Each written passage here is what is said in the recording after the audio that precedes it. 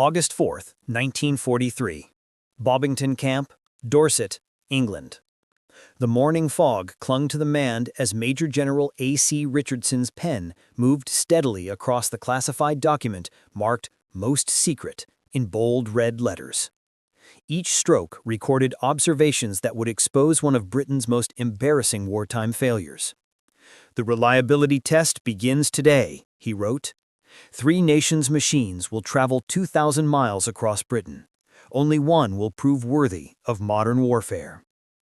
The weight of that prediction would become clear in the weeks ahead. Through the morning mist that shrouded the camp, 11 tanks stood in formation on the parade ground, engines idling with varying degrees of confidence. The mechanical symphony was telling. 3 American M4A2 Shermans, powered by General Motors' twin diesel engines, purred with industrial smoothness.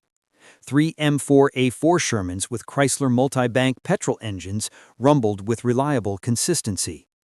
3 British Cromwell Mark I cruiser tanks with the new Rolls-Royce Meteor engine growled with impressive power but concerning roughness. 2 Cromwell Mark III tanks, supposedly improved variants of the design, added their voices to the mechanical chorus. 3 Centaur Mark I tanks, powered by the aging Liberty engine that had proven inadequate in earlier cruiser designs, coughed and sputtered ominously.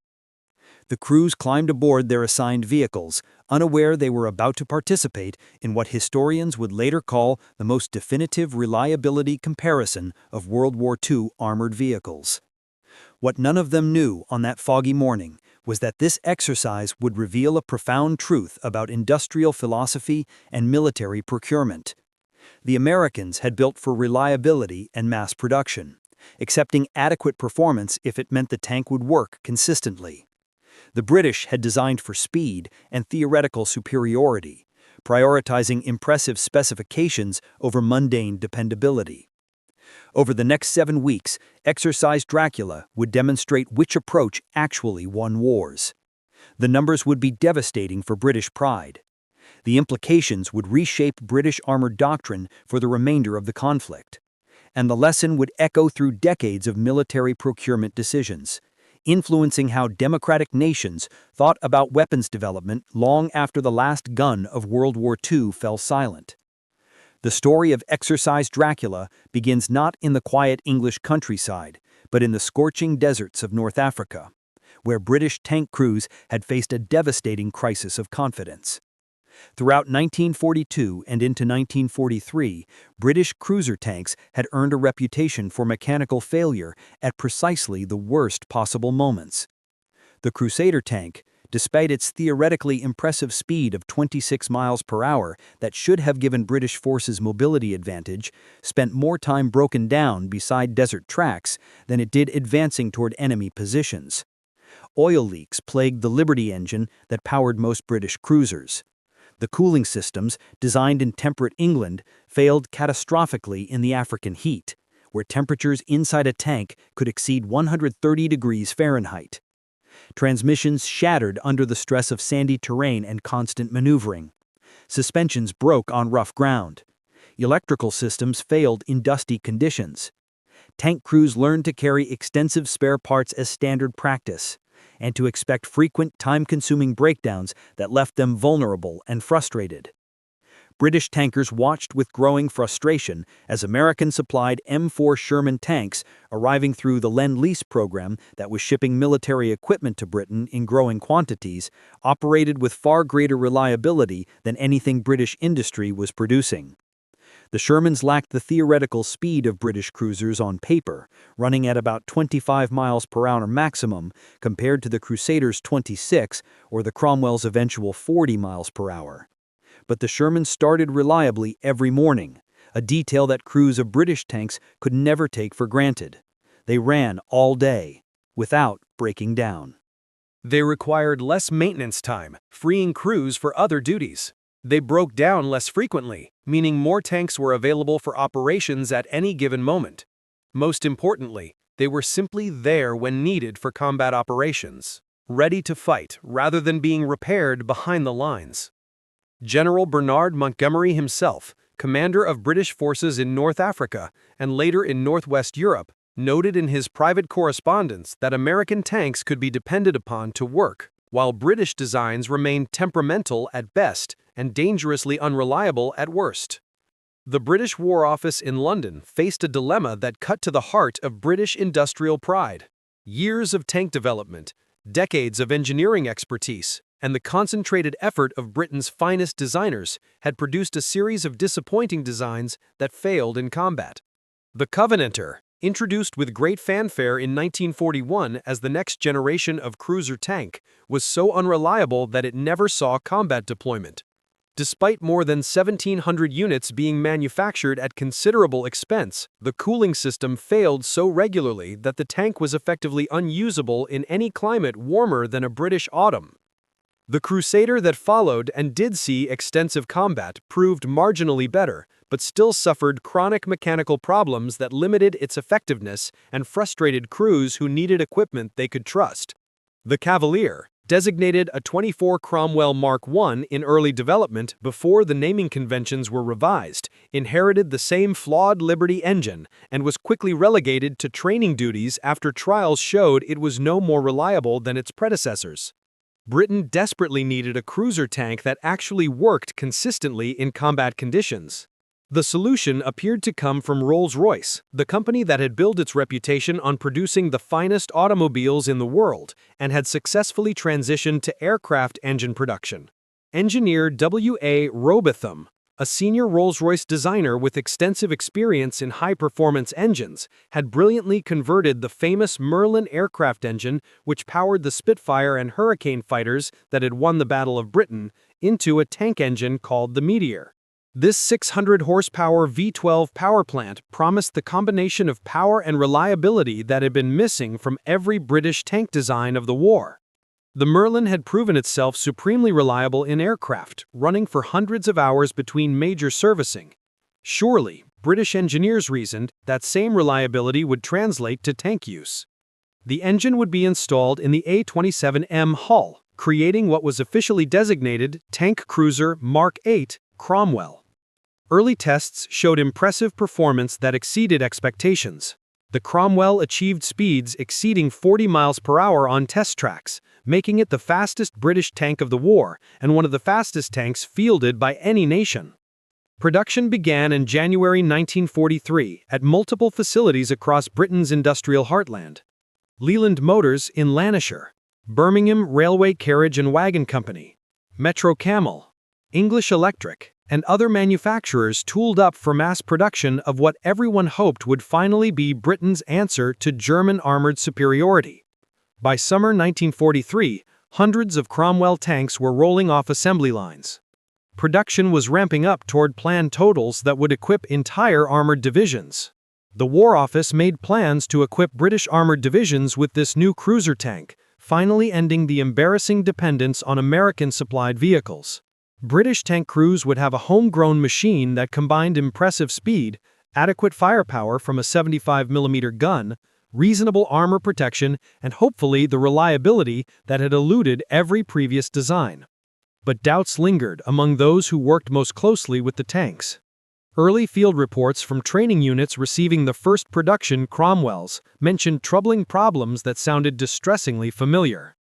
Oil leaks around the engine compartment created fire hazards and left trails that enemy reconnaissance aircraft could spot from miles away. Brake failures during extended operations left tanks unable to control their impressive speed on downhill slopes. Clutch problems that left tanks immobilized in the field during training exercises, raising questions about what would happen during combat stress. Steering difficulties that crews described as unreliable and concerning, with tanks sometimes refusing to respond properly to driver inputs. These issues appeared during training under controlled conditions, with ample spare parts and skilled mechanics available. What would happen during the stress of prolonged combat operations far from supply depots?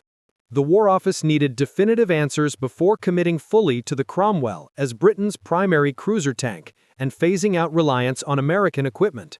In July 1943, senior British military leadership made the decision to conduct a comprehensive reliability test that would settle the question once and for all. Exercise Dracula would pit the new British tanks directly against the American Shermans that had proven themselves in North Africa, Sicily, and increasingly in Italy, where Allied forces had invaded in July. The test would be a 2,000-mile endurance trial across the length and breadth of Britain, simulating the demands of a prolonged campaign. The exercise would simulate actual combat campaign conditions as closely as possible, short of enemy fire. Tanks would move long distances over varied terrain, including paved roads, dirt tracks, and cross-country movement. They would operate in all weather conditions that a British autumn could provide, which meant rain, mud, cold nights, and occasionally clear days. Maintenance would be performed each evening at designated stops, with all repair work and defects meticulously recorded by dedicated observers who accompanied the formation.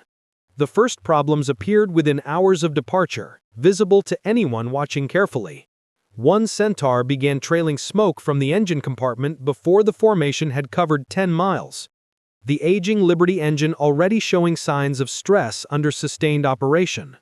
By the first evening halt at a training area north of London, that same Centaur had developed a significant oil leak that required 2 hours of emergency maintenance by the crew and attached mechanics.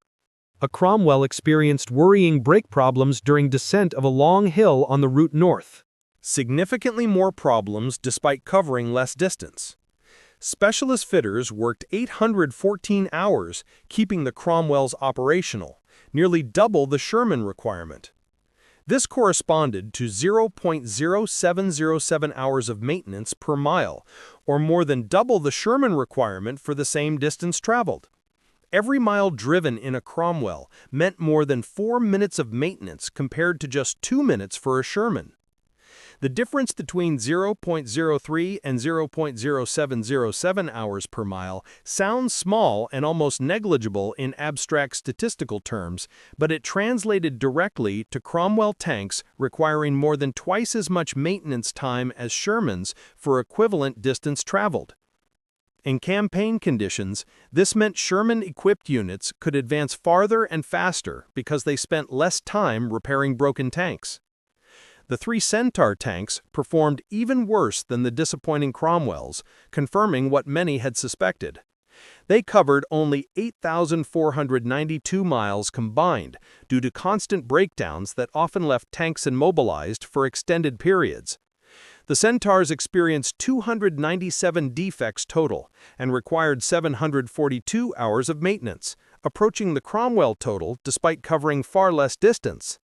This worked out to 0.087 hours per mile, nearly 3 times the Sherman requirement, and making the Centaur the worst performer in every category. The Liberty engine simply could not handle the demands placed upon it by a modern tank. The Centaur was clearly a failed design that had been kept in production only to maintain factory output, while Meteor engine production ramped up to adequate levels. The exercise proved definitively what many had suspected, that the Centaur should never have been built and represented a significant waste of scarce industrial resources. Major General Richardson's final report pulled absolutely no punches about British failures. The simplicity and reliability of the American machines, in contrast with the British production, is to me the chief lesson of Dracula, he wrote in clear, unambiguous language. The Cromwell could no doubt be made into an equally good fighting vehicle, but the redesigning necessary should have as its chief object simplicity, which in turn will bring reliability. The report noted with clinical precision that an equipment commander with Shermans could be genuinely confident of taking 99% of his vehicles into battle, at least during the first 2,000 miles of their operational life. A commander equipped with Cromwells or Centaurs, by stark contrast, would be in a continuous state of anxiety about whether enough tanks would actually reach the battlefield to carry out the normal tasks expected of his unit. The observers added crucial context that made the British performance look even worse. Exercise Dracula was run under conditions very favorable to the machines, particularly the less reliable ones, the report stated. Frankly, long mileages were covered, but the squadron always reached harbor in time to carry out maintenance in daylight with adequate facilities. Even so, the British machines were kept on the road only through much hard work by dedicated crews and mechanics. Such favorable conditions would never be encountered during actual combat operations. Less favorable conditions, such as those encountered in sustained campaign fighting, would react most unfavorably on reliability and battleworthiness. In other words, the Cromwell's already poor performance in this controlled exercise would certainly be even worse in actual combat conditions with enemy pressure, limited time for maintenance, and difficult supply conditions. One British observer, Alec Richardson of the British Tank Mission, who had been monitoring separate American testing of British tanks, wrote a scathingly candid assessment in October 1943. "These tanks have made us a laughingstock out here," he wrote, regarding Cromwell and Centaur tanks that had been sent to American proving grounds for separate evaluation. "The Cromwell has had a variety of troubles that keep appearing. The Americans are politely indifferent to what happens to them, which is perhaps worse than open criticism. The Rolls-Royce representative is most unhappy and wants them withdrawn as soon as possible to avoid further embarrassment. We are undoubtedly the world's worst salesmen when it comes to tanks." His recommendations were stark and unmistakable. Send no more British tanks to America until they are genuinely reliable and can compete with Combs, American equipment. We must make a first-ass cruiser and light tank at home, however long it takes us to get the design right. We must regain our prestige and reputation for quality engineering. The causes of Cromwell unreliability were well understood by British engineers who analyzed the exercise Dracula results. The Meteor engine, though powerful and relatively reliable compared to the disastrous Liberty engine, was fundamentally an aircraft engine that had been adapted for tank use. Aircraft engines operate at relatively constant speeds under fairly steady conditions and do not experience the reverse torque and constant speed changes that tank engines must endure during tactical maneuvers. The adaptation from aircraft to tank was imperfect and showed in reliability problems. Oil seals designed for aircraft use leaked under the different pressure conditions of tank operation. The cooling system, perfectly adequate for an aircraft, where cooling air flows constantly, struggled with the confined space and highly varied cooling demands of a tank installation. The engine was magnificent in principle and impressive on paper, but problematic in actual field execution. The transmission and running gear problems stemmed directly from inadequate development time before production began. The Merritt-Brown gearbox was sophisticated and provided good performance characteristics, but was also complex, with more potential points of failure than simpler American transmission designs. The brakes were clearly undersized for a tank capable of 40 miles per hour, leading to dangerous brake fade during sustained use on long descents. The clutch was simply not robust enough to handle the Meteor's substantial torque output reliably. The suspension, largely inherited from earlier cruiser tank designs, was stressed well beyond its original design limits by the Cromwell's increased weight and high-speed capability. Each system worked adequately in isolation during static testing, but proved vulnerable and prone to failure when stressed by actual sustained operational conditions. The fundamental problem was philosophical and cut to the heart of British versus American engineering approaches. British tank design prioritized speed and firepower above all else, viewing reliability as a secondary concern that could be addressed through skilled maintenance by trained crews. This philosophy worked adequately in peacetime conditions when tanks operated from established bases with ample logistical support and specialized maintenance facilities readily available. It failed catastrophically in wartime conditions, when tanks had to operate far from rear area depots with severely limited spare parts under continuous operational stress without adequate rest periods. The Americans, by deliberate contrast, designed for reliability first, consciously accepting modest performance specifications if it meant the tank would operate consistently when needed. Their philosophy proved decisively superior in practice when tested under realistic operational conditions. Exercise Dracula forced a brutal reassessment of British tank production priorities and development philosophy. The Cromwell underwent extensive modifications based directly on exercise findings. Engineers addressed the oil leak problems with improved seals designed specifically for tank operating conditions. The cooling system revealed its significant weaknesses, resulting in a significant redesign to increase cooling capacity. The brake system was completely redesigned with substantially larger capacity components.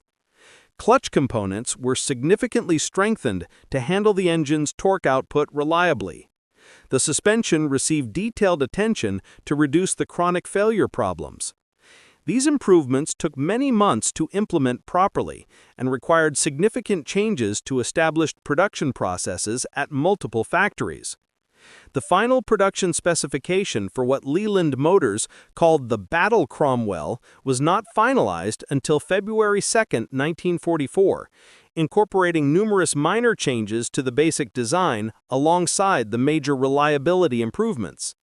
A second round of comprehensive testing in November 1943 showed marked improvement in Cromwell performance.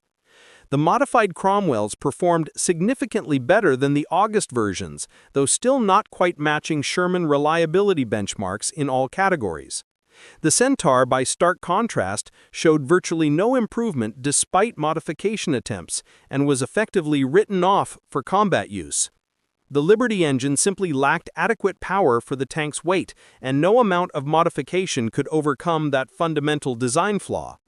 Most Centaurs were relegated to training roles, where their unreliability was less critical, or converted to specialized vehicles like armored recovery vehicles, artillery observation posts, or the Centaur dozer, with its turret removed and bulldozer blade added for engineering tasks.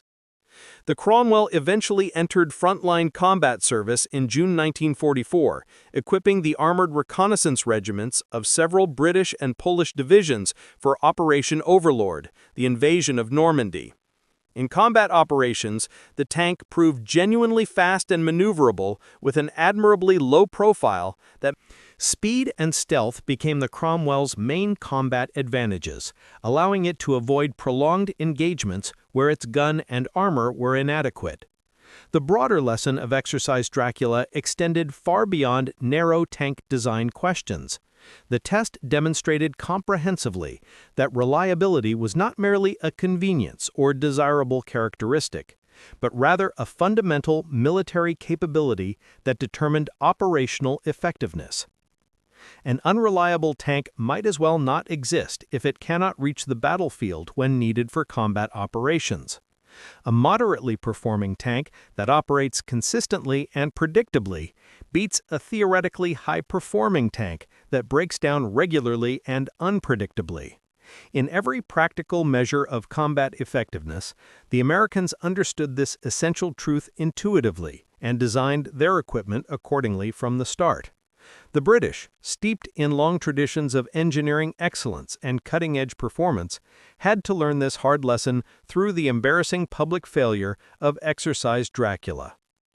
The Sherman tank that so decisively outperformed the Cromwell in Exercise Dracula was itself far from perfect in many respects. Its armor was demonstrably inadequate against German Panther and Tiger tanks armed with high-velocity guns. The 75mm gun lacked sufficient penetrating power against heavy armor at combat ranges. Crews nicknamed it a Ronson after the popular cigarette lighter brand because it lights up the first time every time, referring to the tank's unfortunate tendency to catch fire rapidly when penetrated by enemy shells. Polish soldiers serving with British forces called it grimly the burning grave. These were serious, deadly flaws that cost many lives. Yet the Sherman remained in full production and frontline service throughout the war, and continued serving long after precisely because it worked reliably. The Sherman succeeded not through superior combat performance in tank versus tank engagements, but through superior reliability and producibility that allowed it to be everywhere in overwhelming numbers. American factories built a staggering 49,324 Shermans between 1942 and 1946, a production feat unmatched by any other Western tank design. The tank could be manufactured quickly and efficiently by factories across America. It could be shipped overseas efficiently aboard the Liberty ships that formed the backbone of Allied logistics. It could be maintained in the field effectively with the tools and skills available to ordinary units. When a Sherman was destroyed or damaged in combat, another appeared to replace it within days or sometimes hours. Tank recovery and repair units returned damaged vehicles to service quickly, often within 24 hours of a tank being hit. This comprehensive industrial and logistical approach to armored warfare proved immeasurably more valuable than any amount of technical sophistication in individual tank design. The production numbers tell a compelling story about industrial philosophy and strategic priorities. Germany built approximately 6,000 Panther tanks and 1,300 Tiger tanks during the entire war, vehicles that were technically superior to the Sherman in both armor protection and firepower. But German tanks were severely over-engineered with unnecessarily tight tolerances, difficult and time-consuming to produce, and intensive to maintain under field conditions. They required specialized parts manufactured at specific factories. They needed skilled mechanics with extensive training. They broke down frequently under the operational stress of sustained combat campaigns. A German panzer division attempting the 400-mile rapid advance across France that Allied Sherman-equipped divisions achieved routinely in summer 1944 would have left a trail of mechanically broken tanks long before reaching Paris. The French army discovered this reality after the war, when they attempted using captured Panthers in service, finding them utterly unusable, unreliable, compared to Lend-Lease Shermans, which remained in French military service into the 1950s. Soviet forces received 4,100 Shermans through Lend-Lease and developed a surprising affection for the American design. Soviet tank crews accustomed to the notoriously crude T-34, which was effective but brutally uncomfortable, found the American tank luxurious in comparison.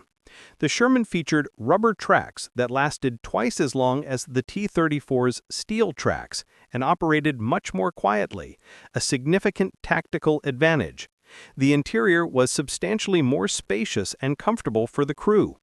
The Sherman even had padded seats, an almost unimaginable luxury in Soviet tank design philosophy that prioritized production numbers over crew comfort. Most importantly, from a Soviet perspective, the Sherman was genuinely reliable. It started when needed, without the temperamental behavior of Soviet equipment.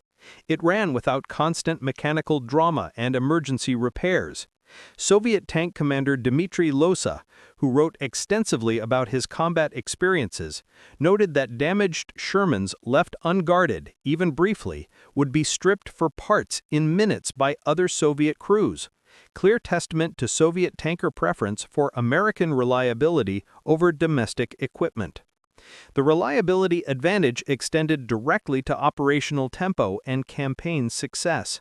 Sherman-equipped divisions could advance farther and faster than their German opponents, not through superior maximum speed, but through vastly superior mechanical uptime and availability. A Sherman-equipped armored division could realistically cover 40 miles per day for weeks on end with minimal mechanical losses to breakdown.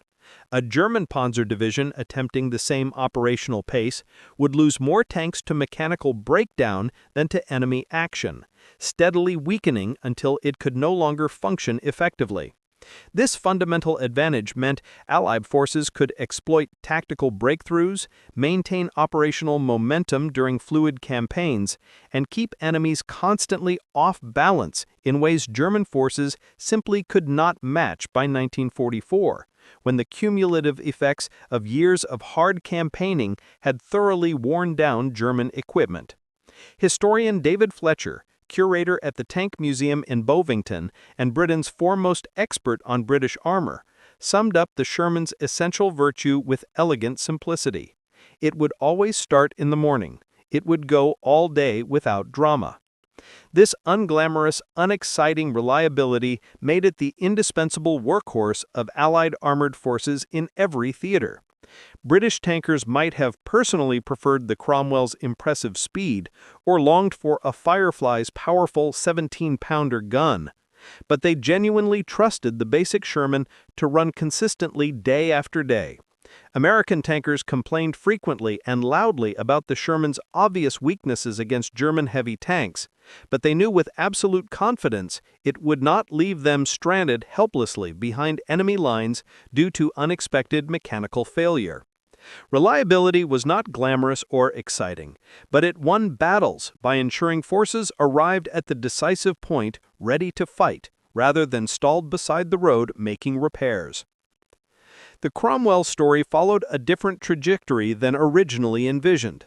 The tank entered frontline combat service too late to replace the Sherman as Britain's primary cruiser tank design. Total production of the entire A-27 series reached 4,170 tanks, of which 950 were Centaurs, 660 were Cromwells.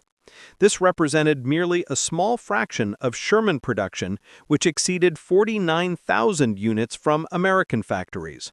The dramatic numbers difference reflected harsh strategic realities. British industry simply could not match American production capacity, while simultaneously building the Royal Navy ships, Royal Air Force aircraft, and countless other weapons needed for multiple theaters of global war. The Cromwell equipped primarily the specialized armored reconnaissance regiments of British and Polish armored divisions, where speed and agility mattered more than sheer numbers or sustained reliability. The famous 7th Armored Division, known worldwide as the Desert Rats after their North African service, employed Cromwells extensively in reconnaissance roles. The 11th Armored Division incorporated Cromwell-equipped reconnaissance battalions that exploited the tank's speed. The Guards Armored Division used Cromwells effectively for scouting and flanking operations. The 1st Polish Armored Division received Cromwells and operated them with considerable tactical skill through Northwest Europe campaigns. In these specialized reconnaissance roles, where the mission played to the tank's strengths, the Cromwell performed quite well. The admirably low profile and impressive high speed allowed reconnaissance units to scout ahead of main forces effectively, engage targets of opportunity when advantageous, and withdraw rapidly when encountering superior enemy forces. Experienced Cromwell crews developed sophisticated tactics that systematically maximized their advantages while minimizing exposure to their weaknesses. They used speed to avoid prolonged engagements where their inadequate gun and armor would prove fatal. They employed the low profile and excellent mobility to maintain stealth, observing enemy positions without detection. They relied on superior agility to flank slower German tanks and attack vulnerable rear armor where even the 75mm gun could penetrate. The Cromwell found its tactical niche not as a main battle tank, but as a specialized reconnaissance vehicle where speed and stealth mattered more than sustained reliability or heavy firepower. After World War II ended in Europe in May 1945, the soldiers pruning AI Cromwell remained in British military service well into the 1950s, testament to the successful modifications made after exercise Dracula revealed its flaws. The tank saw actual combat again in Korea with the 7th Royal Tank Regiment and 8th King's Royal Irish Hussars. During that conflict, British forces deployed Cromwells alongside the more modern Centurion tanks that were beginning to enter service. The tank was also provided to numerous Allied nations rebuilding their armed forces after the war. Australia, Austria, Finland, Israel, Jordan, and other nations operated Cromwells in various capacities. Some Cromwells were later extensively upgraded with more powerful 20-pounder guns, creating the charioteer tank destroyer that served as a useful stopgap until the Centurion tank fully equipped British armored units in the late 1950s. The Cromwell's extended post-war service testified convincingly to the ultimate success of the modifications implemented after Exercise Dracula exposed its reliability problems. The tank that had thoroughly embarrassed Britain in August 1943 became reliable enough for continued frontline service more than a decade later.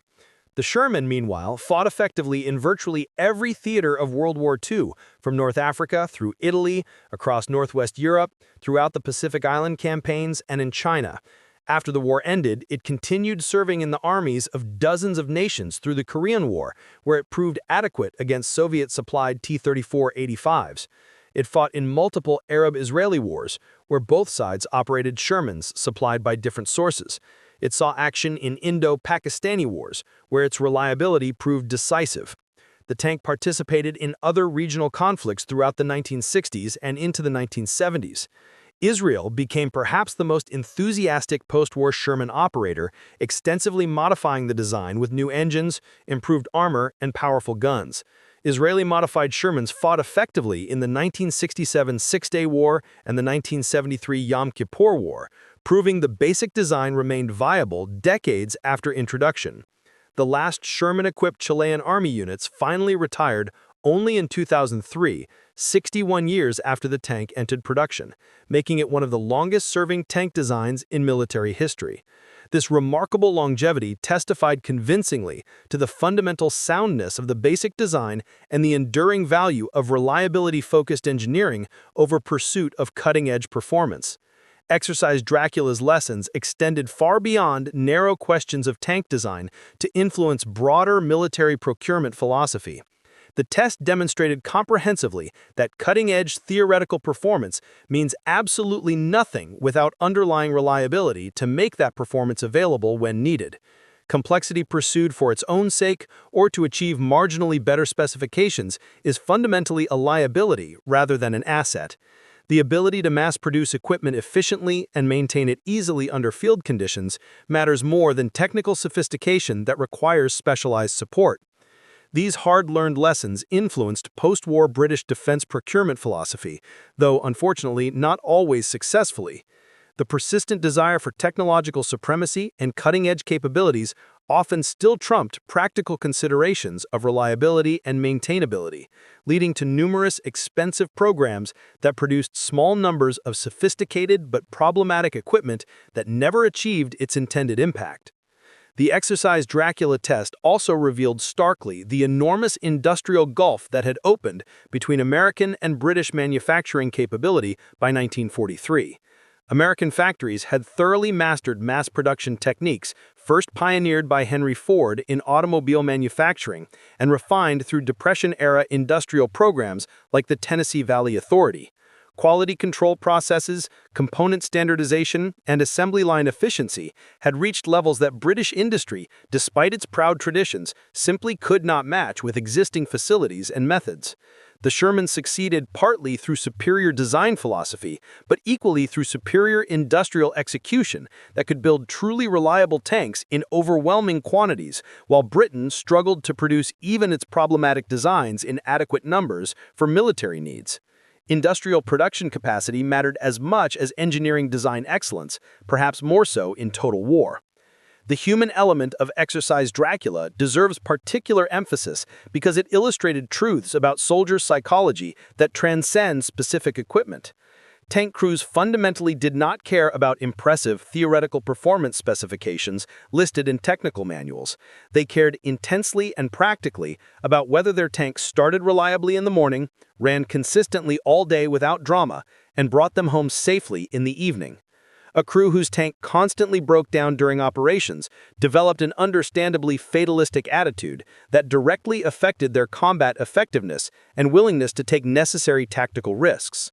A crew genuinely confident in their vehicle's reliability fought much more aggressively and effectively, knowing their tank would not fail them at the critical moment.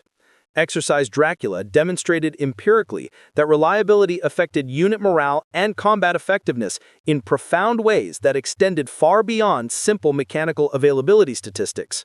Trusted vehicles created confident, aggressive, effective crews who accomplished their missions. Unreliable vehicles created anxious, hesitant crews who worried more about breakdowns than enemies, fundamentally undermining combat effectiveness. The final official accounting of Exercise Dracula came in the comprehensive, most secret report filed in late September 1943. The lengthy document circulated among the most senior British military and political leaders, including Winston Churchill, forcing uncomfortable acknowledgement of serious deficiencies in British tank development programs that had consumed vast resources. The report's detailed recommendations directly shaped British procurement policy for the remainder of the war. The development of the Comet tank, which would finally give Britain a cruiser tank genuinely comparable to the German Panther, received substantially increased priority and resources. The report also heavily influenced the strategic decision to continue relying primarily on Sherman tanks rather than attempting to immediately replace them with Cromwells that still required further development. Despite modifications, the stark numbers that emerged from Exercise Dracula were brutal but completely unambiguous. The Sherman required merely 0.03 hours of maintenance per mile driven. The Cromwell required 0.07 hours per mile, more than double. The Centaur required 0.087 hours per mile, nearly triple the Sherman standard. These dry statistical figures translated directly into operational realities that determined victory or defeat in actual campaigns. They meant concretely that Sherman-equipped units could advance significantly farther per day and fight more effectively than Cromwell-equipped units covering the same distance.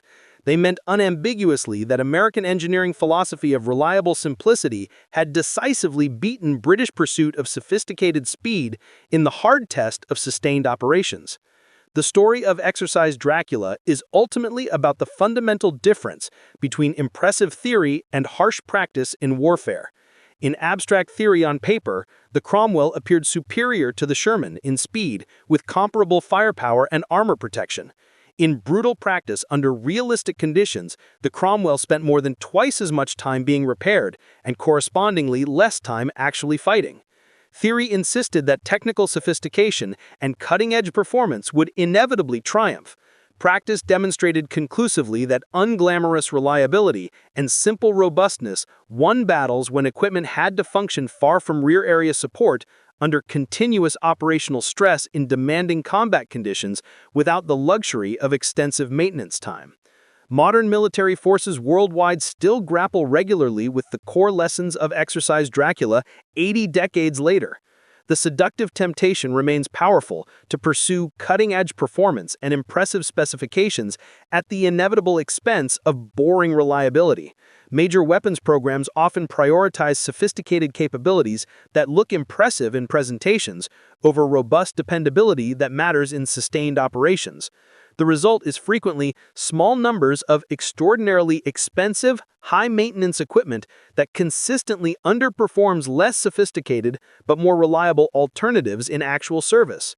The Sherman versus Cromwell comparison offers an enduring cautionary tale about the real costs of emphasizing theoretical performance over practical reliability in military equipment procurement. The British soldiers who personally participated in Exercise Dracula returned to their regular units with dramatically new perspectives on their equipment. Sherman crews felt thoroughly vindicated in their long-standing preference for American reliability over British speed and sophistication. Cromwell crews energetically pushed for the comprehensive modifications that would eventually make their tanks genuinely serviceable for combat. Centaur crews expressed considerable relief when informed officially that their problematic tanks would not be sent into combat against German armor. All of them understood clearly that they had witnessed something genuinely significant, a definitive test that proved beyond any doubt that reliability mattered more than any other single characteristic in armored vehicles. Major General Richardson's final words in the comprehensive Exercise Dracula report deserve remembering and repeating. It is evident that the commander of a unit equipped with Shermans can be genuinely confident of taking 99% of his vehicles into battle, at least during their first 2,000 miles of operational life. On the other hand, if he were equipped with Cromwells or Centaurs, he would be in a continuous state of anxiety about whether enough tanks would actually reach the battlefield to carry out the normal tasks expected of his unit. This sober assessment, based on objective data from the most comprehensive test conducted, explained convincingly why British armored divisions continued relying heavily on American-supplied tanks, even after improved British designs became theoretically available. Reliability was not merely desirable or convenient. It was absolutely essential to military effectiveness.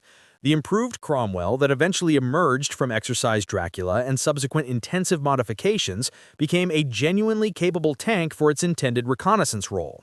The improvements made reliability acceptable for sustained operations, if not quite matching Sherman standards in every metric.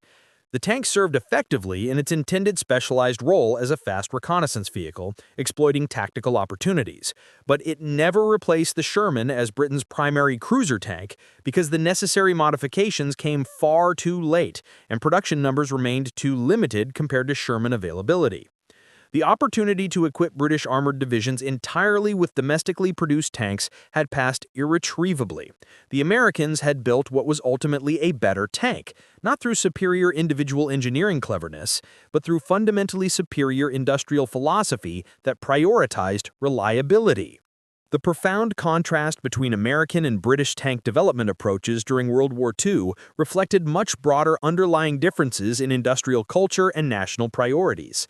American industry wholeheartedly embraced mass production philosophy, aggressive standardization, and reliability engineering as core principles. British industry maintained traditional craft production traditions that emphasize bespoke quality, individual excellence, and cutting-edge performance in each unit produced. For luxury consumer goods in peacetime markets, the British approach consistently produced excellence and commanded premium prices. For military equipment that absolutely had to work reliably under the worst possible conditions imaginable, the American approach proved decisively and comprehensively superior.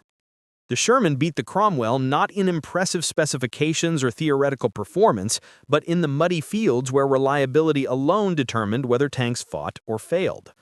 Exercise Dracula stands as one of the most important, but surprisingly least known comparative tests in modern military history. It provided genuinely objective data comparing major Allied tank designs under carefully controlled but realistic conditions. It forced painful but necessary British acknowledgement of serious systematic deficiencies in tank development programs. It directly influenced critical procurement decisions that materially affected the course of the war in Northwest Europe. And it demonstrated an essential truth that military establishments still struggle to fully accept. Reliability matters more than performance specifications. Simplicity consistently beats sophistication. The tank that runs reliably wins decisively over the tank that impresses in technical specifications but fails repeatedly in practice. The 2,000 miles methodically covered during Exercise Dracula revealed at acceptable cost in time and resources what actual combat would have proven at vastly higher cost in lives. The Cromwell was simply not ready for frontline service in its August 1943 configuration. The modifications needed considerable time to develop properly and implement correctly across production lines. The Sherman, already thoroughly battle-tested in North Africa, Sicily, and increasingly in Italy, could be trusted absolutely to perform under sustained operational stress. The choice facing British commanders was never really whether they personally preferred British or American tanks, it was whether they wanted tanks that worked consistently or tanks that broke down repeatedly. The comprehensive test made that choice completely obvious to anyone willing to honestly examine the data. Looking back from our present perspective, more than 80 years after Exercise Dracula, the test offers lessons about military procurement that remain powerfully relevant. It demonstrates convincingly the critical importance of realistic testing under actual operational conditions rather than relying primarily on theoretical performance figures from controlled trials. It proves that reliability engineering deserves priority equal to or greater than performance engineering in weapon system development. It shows that fundamental industrial philosophy matters as much as individual design excellence. And it reminds us that the most important characteristic of any military equipment is simply that it works when desperately needed, not how impressive it looks in glossy specification sheets or promotional presentations. The Sherman tank, that completed 2,000 miles with minimal maintenance during Exercise Dracula, went on to fight across Europe, making vital contributions to Allied victory. The Cromwell, that required more than twice as much maintenance, underwent many months of intensive modifications before becoming genuinely serviceable for combat operations. The Centaur, that performed worst of all, was relegated to training roles and specialized conversions. These dramatically different outcomes were determined not by the courage or skill of crews, not by the good intentions of designers, and not by the theoretical sophistication of engineering. They were determined fundamentally by reliability, the decidedly unglamorous quality that matters most when complex machines must work under sustained stress. Exercise Dracula answered decisively a question that British commanders desperately needed answered. Could the Cromwell replace the Sherman as Britain's primary cruiser tank? The comprehensive test provided a clear, unambiguous, data-driven answer. No, not yet. Not until extensive modification substantially improved reliability to genuinely acceptable levels for sustained combat operations. That honest answer directly influenced British armored doctrine for the remainder of the war, and shaped post-war tank development philosophy for decades.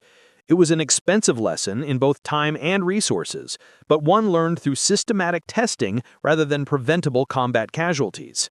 The 2,000 miles of Exercise Dracula ultimately saved British lives by preventing premature deployment of unreliable tanks that would have failed catastrophically when most desperately needed. The final irony of Exercise Dracula is that it revealed decisive American superiority in precisely the specific area where Britain had long prided itself most. British engineering was famous worldwide for exceptional quality and technical sophistication. British industry had originally led the global industrial revolution in the 19th century. British wartime innovation had produced radar, operational jet engines, and countless other advanced technologies. Yet American industry, with its relentless emphasis on reliability and efficient mass production over traditional craftsmanship and sophisticated performance, built fundamentally better tanks. The Sherman succeeded not through British-style engineering excellence, but through American-style industrial efficiency and practical philosophy. The lesson was deeply humbling for British pride, but absolutely necessary for military effectiveness. In the end, Exercise Dracula was about far more than comparing tanks. It was about competing philosophies of engineering and manufacturing.